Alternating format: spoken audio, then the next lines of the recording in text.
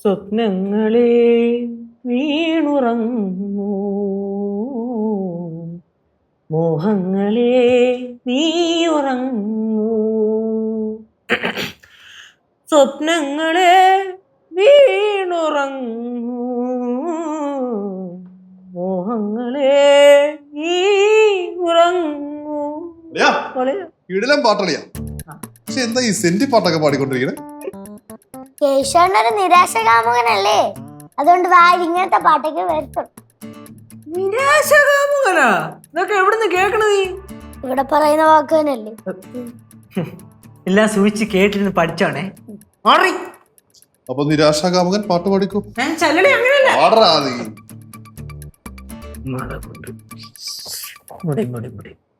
സ്വപ്നങ്ങളെ വീണുറങ്ങൂ. ഓ പിന്നെയും തിരകാണ്. എന്താ ദിരഗാനം? എടി മറ്റേ ഇതാണോ നീ ഉദ്ദേശിച്ചേ? വീരഭാരം വിരഹഗാനം. കേട്ടാ കേട്ടാ കളിക്കല്ലേ, വെള്ളത്തിലെടുക്കല്ലേ. സമ്മതിക്കില്ല. എടാ ഞാൻ അങ്ങോട്ട് വരാം. ഇല്ല, ഞാൻ വന്നിട്ട് ആളിനെ നിർത്തിയാ മതി. വേണ്ട വേണ്ട, അങ്ങനെ നിർത്തിയാൽ ശരിയാവത്തില്ല. ആ ഞാൻ അങ്ങോട്ട് വരട്ടെ. അതെന്താ ശരിയാവാത്തോന്നോ? അത് ശരിയാവത്തില്ല, അത് തന്നെ.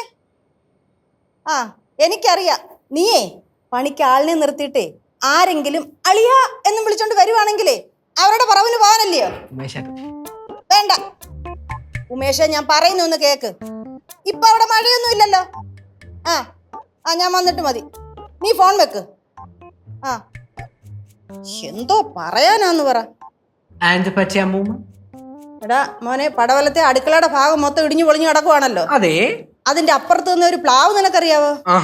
ആ പ്ലാവിന്റെ ഒരു കൊമ്പ് ഒടിഞ്ഞ് നമ്മുടെ ആ ബാത്റൂമിന്റെ മണ്ടയ്ക്കോട്ട് വിടണം.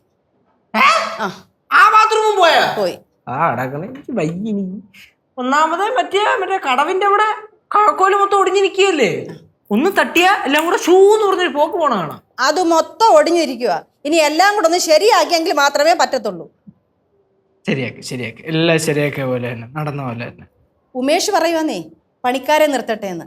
പണിക്കാരെ നിർത്താൻ അവന് ഭയങ്കര ഉത്സാഹവും സന്തോഷം. എന്താണെന്നറിയാവോ? നമ്മൾ അങ്ങോട്ട് ചെല്ലുന്നില്ലല്ലോ.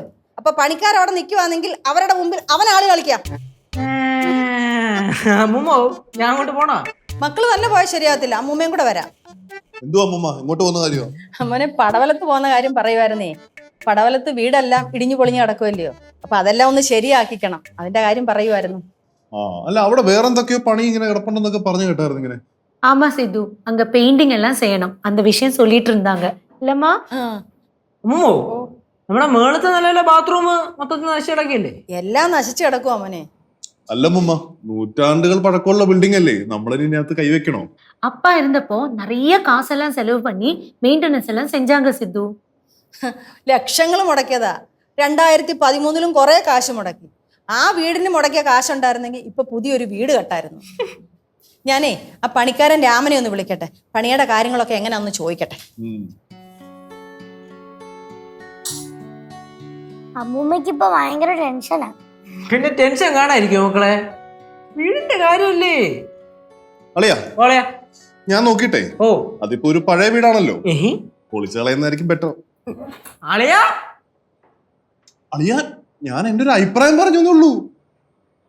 എന്താടാ?